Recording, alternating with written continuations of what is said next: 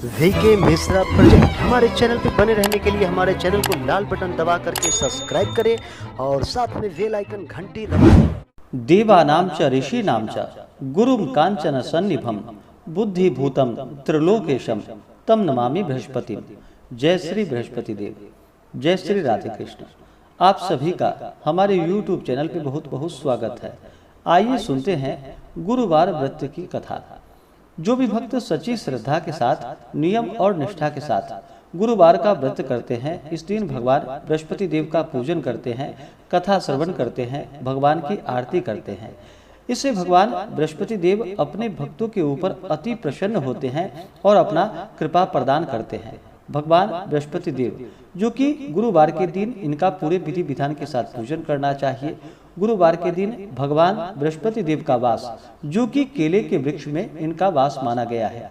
इस दिन केले के वृक्ष का पूरे विधि विधान के साथ वहीं पे बैठ करके केले के वृक्ष के नीचे भगवान का पूजन करना चाहिए, कथा श्रवण करनी चाहिए। भगवान बृहस्पति देव को विशेष प्रकार से जो कि जल, पुष्प, चंदन, धूप, दीप आदि से पूजन करके विशेष प्रकार से पीले वस्तु का भोग भगवान बृहस्पति देव को लगाना चाहिए। भगवान बृहस्पति देव को जो कि पीला वस्तु अति प्रिय होता है, तो भगवान को पीला चंदन चढ़ाए, पीला पुष्प अर्पित करे। उसके बाद भगवान को जो कि नैवेद्य में पीले वस्तु का भोग लगाए, जैसे कि गुड़ और चने की दाल का विशेष करके भोग लगाना चाहिए। मुनक्के आदि का भगवान को भोग लगाना चाहिए। जो भी ऋतुफल आदि हो वो भी भगवान को भोग लगाए और फिर गुरुवार व्रत का कथा श्रवण करे, भगवान बृहस्पति देव की आरती करे। जो भी गुरुवार के दिन व्रत को धारण करते हैं, उन्हें गुरुवार के दिन कुछ बातों का ध्यान रखना चाहिए। गुरुवार के दिन साबुन, सर्फ आदि का प्रयोग नहीं करना चाहिए। इस दिन तामसिक वस्तुओं का प्रयोग बिल्कुल भी नहीं करना चाहिए। मांस, मदिरा, लहसुन, प्याज आदि का प्रयोग बिल्कुल भी ना करें। शुद्ध और सात्विकता का पालन करते हुए व्रत को धारण करना चाहिए।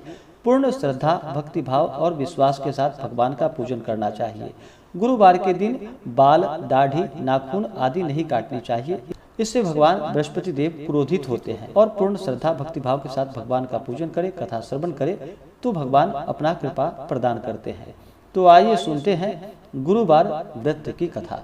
तो बोलिए प्रेम से भगवान बृहस्पति देव की जय, भगवान विष्णु की जय, माता लक्ष्मी की जय। प्राचीन काल में एक बहुत ही निर्धन ब्राह्मण थे। उनके पास उनकी संतान ना थी। वह नित्य पूजा पाठ करता। उसकी स्त्री ना स्नान करती और ना ही किसी देवता का पूजन ही करती थी। इस कारण ब्राह्मण देवता जो कि बहुत दुखी रहते थे, अपनी पत्नी को बहुत समझाते, किंतु उसका कोई परिणाम ना निकलता। भगवान की कृपा से ब्राह्मण के यहाँ एक कन्या उत्पन्न हुई। कन्या बड़ी होने लगी। प्रातः स्नान करके वह भगवान विष्णु का पूजन करती, जप करती। बृहस्पतिवार का व्रत भी करने लगी। पूजा पाठ समाप्त कर पाठशाला जाती तो अपनी मुट्ठी में जौ भरकर ले जाती और पाठशाला के मार्ग में डालती हुई जाती थी। लौटते समय वही जौ जो कि स्वर्ण के हो जाते थे और फिर उसको बीन कर अपने घर ले आती थी। एक दिन वह बालिका सूप में उन सोने के जौ को फटक कर साफ कर रही थी कि तभी उसकी माँ ने देख लिया और कहा कि हे बेटी, सोने के जौ को फटकने के लिए सोने का सूप भी तो चाहिए। दूसरा दिन गुरुवार का दिन था। कन्या ने व्रत रखा और भगवान बृहस्पति देव से सोने का सूप देने की उनसे प्रार्थना करने लगी और कहा कि हे प्रभु, यदि सच्चे मन से मैंने आपकी पूजा की हो तो मुझे सोने का सूप दे दो। बृहस्पति देव ने उसकी प्रार्थना को स्वीकार कर ली।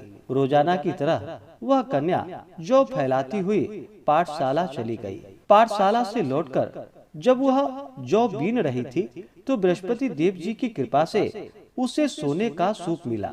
उसे वह अपने घर ले आई और उससे जौ को फटककर साफ करने लगी, परंतु उसकी माँ का फिर से वही उसका रंग और ढंग रहा।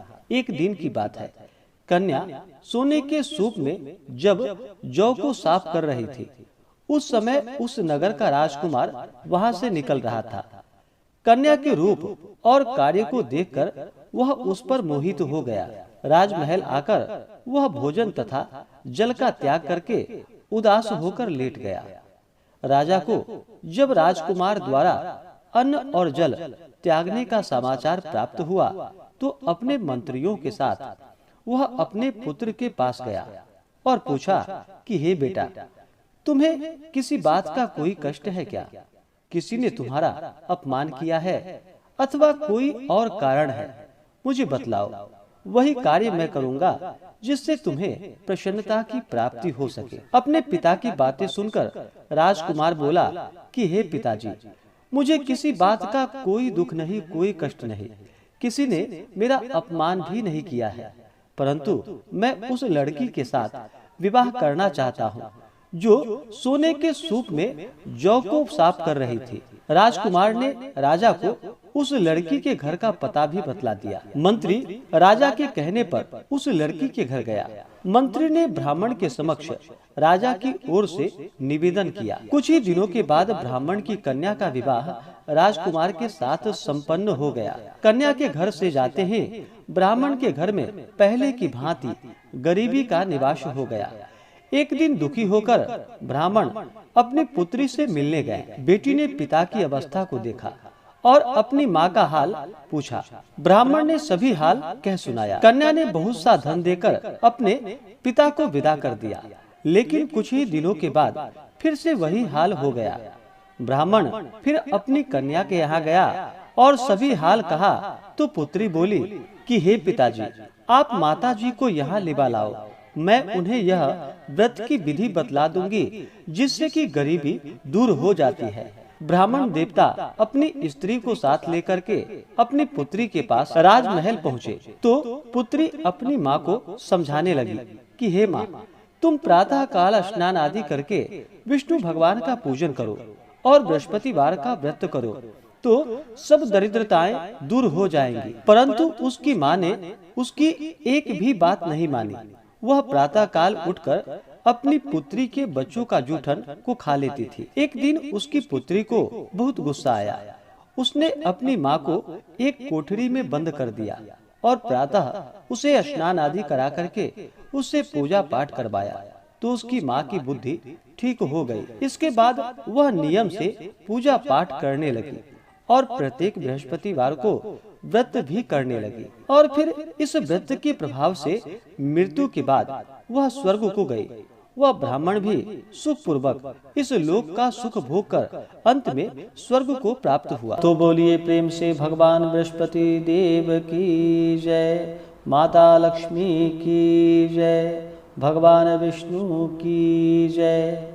इसी प्रकार से जो भी भक्त सच्ची श्रद्धा के साथ, नियम और निष्ठा के साथ गुरुवार का व्रत करते हैं, भगवान बृहस्पति देव का पूजन करते हैं, कथा श्रवण करते हैं, भगवान की आरती करते हैं, इससे भगवान बृहस्पति देव अपने भक्तों के सभी प्रकार के दुख और कष्टों को दूर कर देते हैं तथा सुख और समृद्धि का आशीर्वाद प्रदान करते हैं। तो आशा करता हूँ कि यह जानकारी आपको अच्छा लगा हो। ऐसे ही ज्ञानवर्धक जानकारियाँ प्राप्त करने के लिए हमारे इस चैनल पे अगर आप नए हैं तो चैनल को लाल बटन दबा करके सब्सक्राइब करें, साथ में बेल आइकन घंटी को दबाएं ताकि मेरी वीडियो का नोटिफिकेशन आपको समय से मिलता रहे। वीडियो को लाइक करें, शेयर करें। सुखी रहें और स्वस्थ रहें। जय श्री राधे कृष्ण। धन्यवाद।